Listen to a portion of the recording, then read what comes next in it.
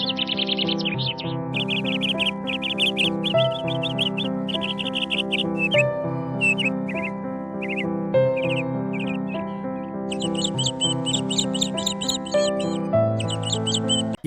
பிரியமானவர்களே, பனிமே மத ஜபக்குழுவின் காலை பணித்துளி நிகழ்ச்சி வழியாக உங்களை சந்திப்பதில் மகிழ்ச்சி அடைகிறேன். இந்த தியானத்தின் கடவுள் பணித்துளிகள் ஒவ்வொரு நாளும் நம்மை நனைத்து அவர் பிரசனத்திலும் இறை வார்த்தையில் வளர்வோம், வாழ்வை வெற்றியாக்குவோம், சிந்திப்போம், வாழ்வாக்குவோம். ஆமென். Praise the Lord.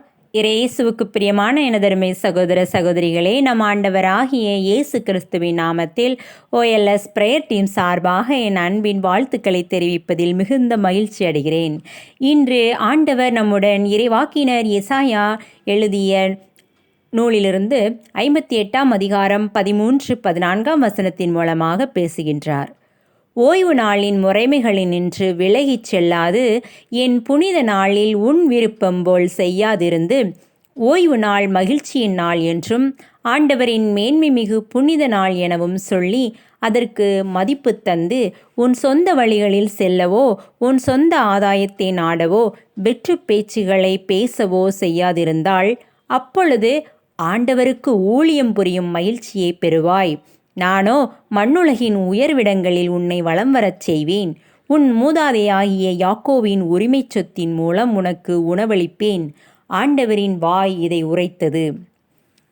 அன்புக்குரியவர்களே, இன்றைய தியான வசனத்திலே ஆண்டவருக்கு ஊழியம் புரியும் மகிழ்ச்சியை பெறுவதற்கும் மண்ணுலகின் உயர்விடங்களில் வலம் வருவதற்கும் யாக்கோபின் உரிமைச் சொத்து நமக்கு கிடைப்பதற்கும் நாம் செய்ய வேண்டிய காரியங்களாக ஆண்டவர் கூறிய வழிகளை தியானிப்போம். ஆண்டவரின் புனித நாளாகிய ஓய்வு நாளிலே நமக்கு சொந்த ஆதாயத்தை தேடி சொந்த வழிகளில் நடக்காமல் நம் சொந்த வெற்றி பேச்சுகளை பேசாமல் இருக்க வேண்டும். படைப்பின் காலத்திலிருந்தே 7 நாட்களில் ஒரு நாளை ஆண்டவர் தமக்கென்று புனிதப்படுத்தி ஓய்வு நாளாக்கினார். அந்நாளை இறைவனுடைய பிள்ளைகள் சரீர ஓய்வுக்காகவும் ஆவிக்குரிய புத்துயிர் பெறும்படியாகவும் பயன்படுத்த ஆண்டவர் ஏற்படுத்தினார். இதனை சரியாய் பயன்படுத்தும் போது ஆண்டவரில் நமது பிரியம் அதிகமாகும். புதிய ஆவிக்குரிய உன்னத அனுபவங்களை நாம் பெற முடியும்.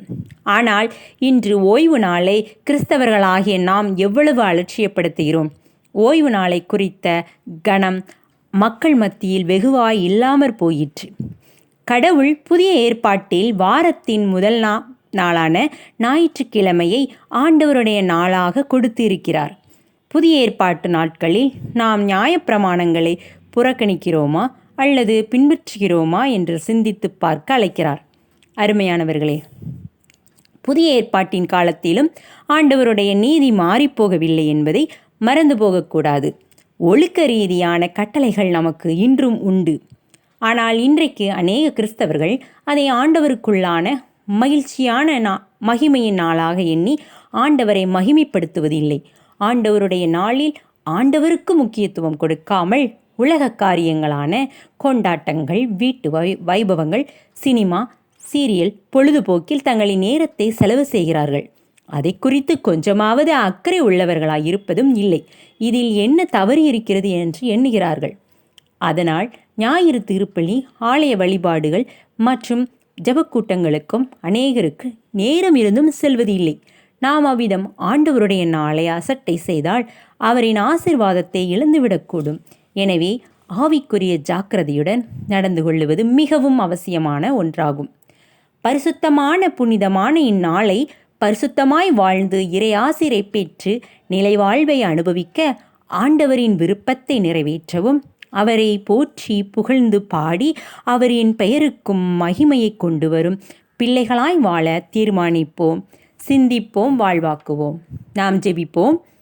எங்கள் அன்பு தந்தையே, மகிமையின் மேகமே, நாங்கள் உம்மை போற்றுகின்றோம், உம்மை புகழுகின்றோம், உமக்கு நன்றி செலுத்துகின்றோம். ஆண்டவரே, உம்முடைய மேன்மை மிகு புனித நாளுக்கு மதிப்பு கொடுத்து ஆத்துமாவுக்கு வலுவூட்டும் உம்முடைய பணியை மகிழ்ச்சியுடன் செய்து உன்னத ஆசீர்வாதங்களை பெற்றவர்களாக வாழவும், ஞாயிறு திருப்பலியில் பங்கேற்கவும் மற்றும் குடும்பமாய் கூடி ஜெபிக்கவும் எங்களுடைய எண்ணங்கள், சொல், செயல் எல்லாம் உமக்கு பிரியமானவையாகவும் பெயரை மகிமைப்படுத்தும் விதமாகவும் இருக்கவும் அருள் புரிய வேண்டுமென்று எங்கள் ஆண்டவரும் மீட்பெருமான இயேசுவின் மூலம் ஜெபிக்கின்றோம் அன்பு தந்தையே. ஆமேன். God bless you. ஓய்வு நாளாகிய இந்த நாள் மகிழ்ச்சியின் நாளாக அமைய வாழ்த்துக்கள்.